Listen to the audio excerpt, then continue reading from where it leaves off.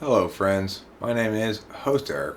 I am the host of Talking with Famous People, and today I'd like to address some questions that an ISFP I typed followed up with, and I've been thinking about for a bit, and I find quite fascinating in what they sort of reveal or provoke conversationally. The first question asked is, what areas will I need to focus on for growth as an ISFP? The second is, what do I have to offer the world as an ISFP? The third is, what careers would I do well in as an ISFP? And the fourth is, why do you think I feel ashamed to be an S type over an N type? So it occurred to me, for one thing, when I was thinking about that last question in particular, that conflictors like ENTPs and ISFPs actually share the same absolute and instrumental values. And in fact, it goes even further than that. The two primary absolute values that impact sort of how you feel like you're successful and how you judge other people as legitimate and stuff like that are your third and your fifth. And the third slot absolute value for the ISFP, for example, is NI. The fifth slot is FE. My third slot is FE, my fifth slot is NI. So one of the reasons why ISFPs and I ultimately see eye to eye about a lot of stuff is that we have the same two primary absolute values. But I was discussing this with Rachel as well, and she was pointing out that she didn't have that experience with her ESTJ mom conflictor. So I'd suggest that simply having the same absolute values is insufficient. I think that in the instance of the ISFP and the ENTP, the deliberation functions FI and TI between those two conflictors don't come into much conflict because the ISFP is not generally using their FI to make decisions about objective matters, rather appropriately about subjective matters. Whereas I think the TE comes more into conflict with FE directly because as an interface function, it says we pursue our desired ends and treat others as a means to an end, which is sort of fundamentally offensive to the INFJ, whose FE is instrumental. So, in other words,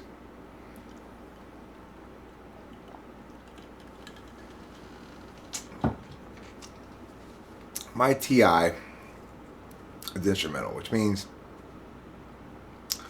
ultimately the logical consistency isn't valuable to me on its own merits, but rather for some other purpose. And FI is ultimately absolute, which is I experience FI as an absolute value. I have no concept of how to use it as anything else. So an ISFP who doesn't engage so much on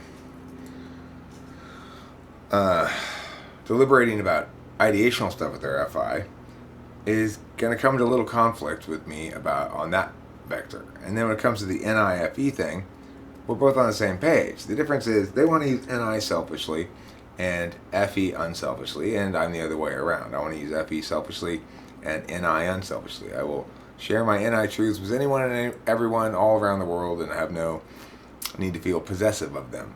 But I probably am not going to pay much attention to what you're doing. You know, it's like I'm not going to go see your thing and applaud and go, wow, you did such a great job. That's going to be very low on my priority list of things to do. So in that regard, the ISFP is in a similar kind of relationship with them in that they want to use the NI selfishly. In other words, their NI needs to link to their FI, some sort of interest of theirs. It's a personal thing for them. But they would like it to validate on FE grounds, which means it needs to be universally communicable as well. So I say all that before answering any of the questions because when it says here, what do I have to offer the world as an ISFP? And what do I need to focus on for growth? What careers would I do well? But especially, what do I have to offer the world? To me, that suggests both a need to determine the NI that you selfishly embrace, and then subsequently address the issue of how best to communicate this to others such that it earns their affirmation. Then that would sort of answer the question, what areas will I need to focus on for growth as an ISFP? But here's the thing about growth. In my opinion, growth... Okay, well, using your tool function well results in steady, ongoing, positive impact. So, for me, that's meant applying my TI and my instrumentality about it towards my own issues and being objectively self-critical and not letting myself lie to myself. That's how I avoid the pitfalls implicit in being an ENTP. So as an ISFP, you'd avoid the pitfalls of being implicit in being an ISFP by saying, okay, it doesn't have to be NI perfect, just go do it. ISFPs are likely to self-identify in ways that, or self-report in ways that link strongly to INFPs or INTPs self-reporting regarding SE matters. They self-report as procrastinators, for example. Well, the one area of growth where you do have some sort of conscious control over then is make sure you utilize your tool function to good effect. We are all very strong at our tool function, very reflexive in applying it to circumstances, even if they're not necessarily appropriate circumstances. But we forget that that we can choose to apply it to ourselves. The instrumentality means we prefer to apply it externally to other things, but we can choose to apply it to ourselves. And when you apply your SE to yourself, let's say when you do the things that serve your interests and get you going on a path that you're satisfied with, then that's a clear way to get better as an ISFP at being an ISFP. Just as for me, applying my TI towards myself and my own bullshit is a good way for me to get better at being an ENTP without falling into the pitfalls that's natural to ENTP as much as I otherwise would. So, the other issue about growth stuff is there are a couple other issues where I think people grow. One is their third slot function, one is their fourth slot function. But I don't really think it's from trying to grow. I think it naturally occurs as you get older. And the growth in the fourth slot function is mostly going to be growth that looks like the mistakes I make with my fourth slot function, or in other words, the harms I incur due to inadequate attention paid via my fourth slot function will become less significant as I get older. So my mess ups will be less hurtful, but I'll still have trouble with it. It'll still be something that I will forever feel as though I'm not adequately attending in that fashion. The third slot gets better because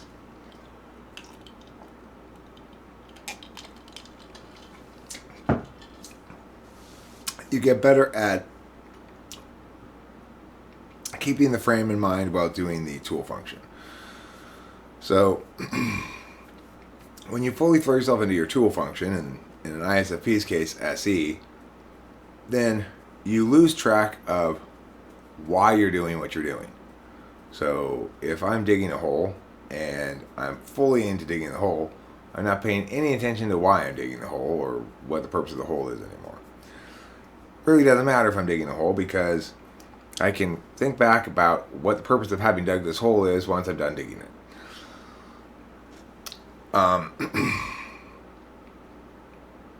You get better at maintaining that frame.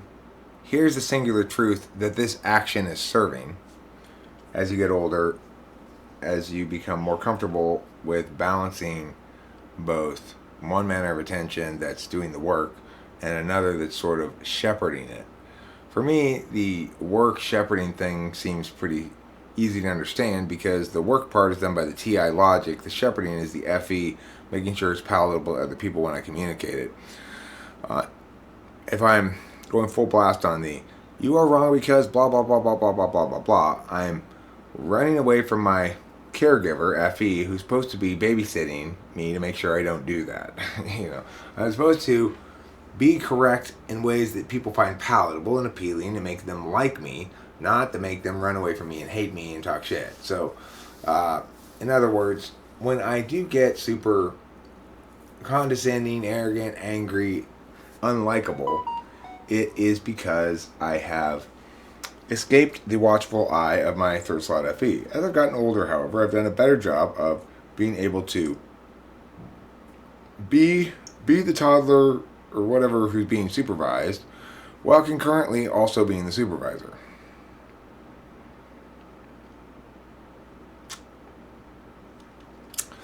So, the equivalent for ISFP is NI and SE. You'll get better increasingly at making sure the SE lines up with the introverted intuition vision that it's purporting to serve, and you'll be less likely to forget about the vision and get too hardcore about the SE. So in other words, you'll be more nuanced and balanced in your management of those two attentional matters. Regarding the fourth slot function, as I said, you'll just sort of make fewer mistakes in it. Your fourth slot being TE, to the extent that you make mistakes, they'll be less catastrophic. So you won't begin building a house, get all the skeleton of the wood beams up, and then realize, oh shit, I forgot to lay the foundation. You'll instead make a more minor kind of TE mistake of the same sort as you get older. And those things seem to just naturally happen. I don't think you can really work on it. Another thing that you can potentially grow in is insecurity about your 8th slot function. When you say, why do I feel ashamed to be an S-type over an N-type? The answer is your absolute values are intuitive truths that resonate universally with everybody as communicable. In other words, NIFE. And you see that as being the domain, you see correctly that as being largely the domain of intuitives. ISFP is a special case though, because they have their absolute values where they are, and are FI DOMs. They provide a unique kind of intuitive work that isn't attained really by any other type. So if you look at INTJs are more intuitive, quote unquote, than our ISFPs because they have NI in the dominant slot, followed by TE, followed by FI. The problem here is that means their absolute values are extroverted intuition on the external world and introverted feeling for themselves. In other words, they are always going to be using an interested calculus on aesthetic matters, not a disinterested calculus. And because their tool function is going to inform how they understand extroverted intuition, you're going to end up having INTJs like things that display a lot of skills and like conceptualism in their aesthetics. So, for example, a band like Rush or the Dave Matthews Band.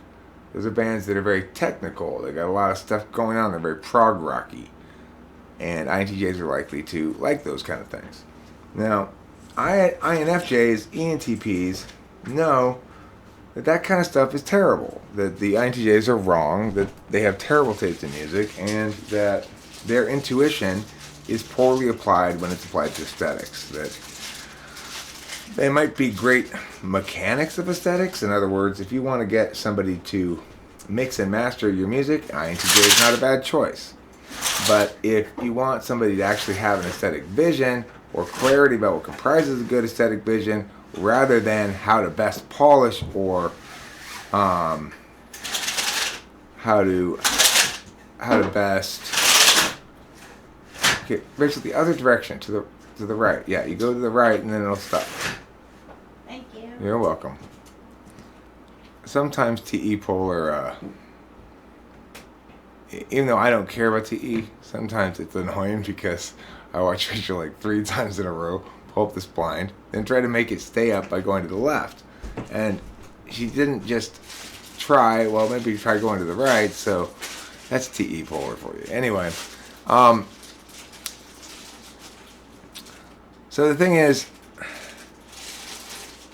because ISFP shares with ENTP and INFJ an interest in aesthetics, ultimately, more than anything else. When you say, what do we have to offer the world as an ISFP? It's going to be some sort of work that you create. And whether that's a solution to a problem, that's a new kind of arrangement at a factory line that will provide people the ability to more ergonomically address their workspace, whether it's a song, whether it's a movie, or whatever it is.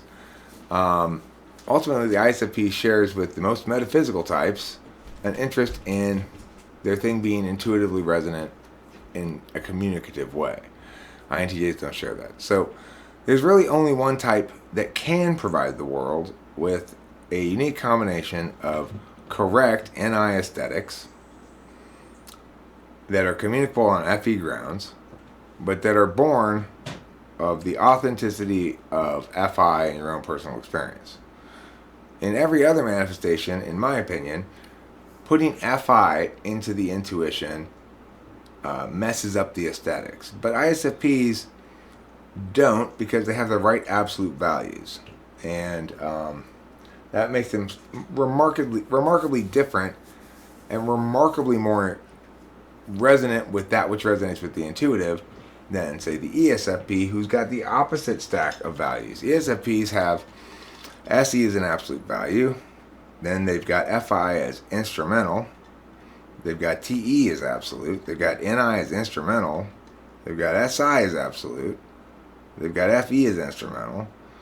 They've got TI polar as absolute, but they don't know how to use it at all. They only know how to experience it. Do you want the blinds down? No, we're fine now. We're no longer getting that sunlight right there. And then, of course, they've got NE instrumental. So, while ISFP is called the ENTP's conflictor type, I am vastly more likely to have conflict with an ESFP than an ISFP, because ISFPs and ENTPs fundamentally see eye to eye. The thing is this. Why do I feel ashamed of being an S-type over an N-type? Being an ISFP means you are the least well designed for the fast-paced world of words. And there's a lot of words in the world, and there's a lot of people who insist that words are super important and that communicating meaning is the most important thing in the world. Being smart in ways that are measurable according to conventional methodologies, being creative in ways that are easily demonstrable. Those things are hugely important. But the fact is, I have the exact same thing in the opposite way. I am fundamentally hugely overmatched when it comes to my own understanding of what matters. It may not seem as significant a thing as keeping up with the endless displays of chatter of intuition-based ideation across the world, and there's shit tons of it all the time. You hear it on this channel all the time. But for you, it's an absolute value anyway. You kind of enjoy experiencing it without really being able to use it at all. So that's probably why ISFPs like to watch Talking to the Fence people. They get to experience safe NE. ISFPs make me feel like I get to experience safe FI. INFPs do not. INFPs make me feel like I'm experiencing unsafe FI, that I'm being judged in some fashion. So, the thing is, it is true being that you are, like me, one of the the least balanced types. The least balanced types are ISFP and INFJ and ENTP and ESFP. Yeah. Actually, the thing is, ISFP is a little bit more balanced than ESFP. The two most physical types are ESFP and ISTJ. ISFP is actually a little bit more balanced because they've got their N in the third slot, not the fourth. Regardless, being an imbalanced type like that, being heavily physical or heavily metaphysical, means you have a deficit in the other area. The the problem with society is that it presents my strength area and your deficit area as desirable or making a person's person important, whereas they tend to present your strength area and my deficit area as unimportant. But that's just because we're talking about the external world where people are saying what validates externally. Of course, half of life is what validates internally. And but it's also the half of life that is not as visible. So society may try to tell you that it's super important to be smart and creative and whatever, but is it really? Uh, I mean, like when I think of an ENTJ, I think of somebody who attains maximal success on external metrics at the expense of their soul. And I see myself as somebody who has half a soul in order to be clever. And I see ISFPs as types who have traded in none of their soul in order to be clever. So, I mean, I like being an ENTP, and I think it's easier to be FI polar than other polars when it comes to third parties' perceptions of you. But if you were to compare the value of two lives, you'd have to factor in the weight of the positive and negative experiences of a person. It seems to me that as an FI polar person, I never really get to sup upon the greatness of joy. I just get sort of a shadow of it. I never get to really experience the earth changing force of sorrow. I get, even in my most intense forms, they're storms that pass through relatively quickly. Even when my dog's dead and I have to kind of curl up for a week, it's still this confusing thing that comes and goes, and in moments I'm not thinking about it at all, and then before you know it, it's gone, and I'm not really consumed by it anymore. So, in that regard, being FI polar means I avoid a lot of the intense suffering, perhaps, but in the process, maybe it's as though I'm playing the whole game on practice mode. That next time when I have the emotions buffer turned off, then I'll really see what life's like. There's a side of me that says that as well. So, of course, we are who we are, and one of the great blessings is that our polar is so dumb that it's almost impossible for us to really feel the deficit that we actually have. It can be shocking for people who don't have the deficit to see it in another person when it's really demonstrable, like asking an ENTJ to remember what they had for breakfast and they can't do it. The SI Dom, like, they've got to be, they must be faking that. I'm sure they can remember what they had for breakfast. Well, no, they really can't. So, anyway, that's plenty of time spent on this because I don't want it to be too long, but I really enjoyed your questions, and this is what you have to offer the world. You were able to to think about your typing with me for a long time, and to coalesce down what you wanted to ask into 4 very distinct and good questions. And I even answered 3 of them. What careers would I do well in as an ISFP? I mean, the answer is whatever your NI embraces. If you come across a given field and you are wholly sure that this is the singular course for you, then you'll be successful in it. You just got to apply yourself to doing the things that the singular course says to do. And the FE will largely take care of itself because you have autopilot 5th slot, and it's a very reliable autopilot. That's for everybody. and your fifth slot is FE. So, I don't know. I wouldn't try to advise an ISFP to go into this career or that. I'd advise them to be selfish with their NI. Make whatever path they follow be the right path. Don't be afraid to wait until the correct path presents itself, because that's when you are most maturely balancing your second and third. Hopefully that's helpful, not just to ISFPs, but to everybody about typology, to the extent that I said things not specific to ISFPs. And if you didn't like that video, well, I am terribly sorry, and I swear next time I'll try to do a better job.